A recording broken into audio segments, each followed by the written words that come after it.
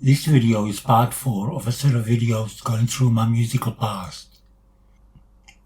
After That's the Way It Is finished, the band kept going, but after a while playing as Joe Rudy changed the name first to Rowie and the Rejects, then to Mullers and Packers.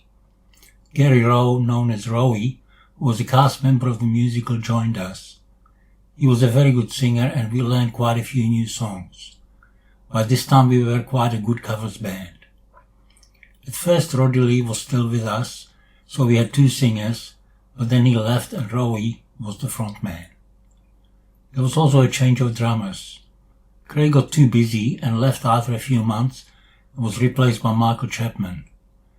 Michael was a very good drummer who worked as sound guy for 2 acts that were big in Australia in the early days of rock and roll in the late 50s and 60s, called Joy and the Deltones.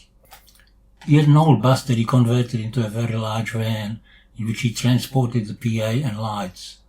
As well as being a good drummer, he was a good mechanic. He put a Holden V8 into the bus, so it went pretty well. He had a full-size JBL double 4-way PA, and we used bits of it for PA at some of our gigs. I also did some gigs for him for those bands as a roadie. My brother left not long after the musical finished and was replaced by a friend of ours, Leon Kandarakis, who is a very good guitar player. Later we were also joined by our friend Wendy Jackson, who you can hear doing backup vocals on the recording of Rowie's She's on Her Own on this channel. We did quite a few gigs, mostly friends' birthday parties and private functions. Rowie got a job as a manager in a pub in South Hurstville called the King's Head Tavern and started putting live music on there. We had a residency there for a fairly short time. At this time we also had another guitar player named Tom that I don't remember much about. Rowie's big love was the blues, and a lot of the bands he booked for the pub were blues bands, so he got to know pretty much everybody in the Sydney blues scene. He later formed his own band, the Gangsters of Love, and did some years of gigs in venues mostly around Sydney. The band broke up sometime in 1979.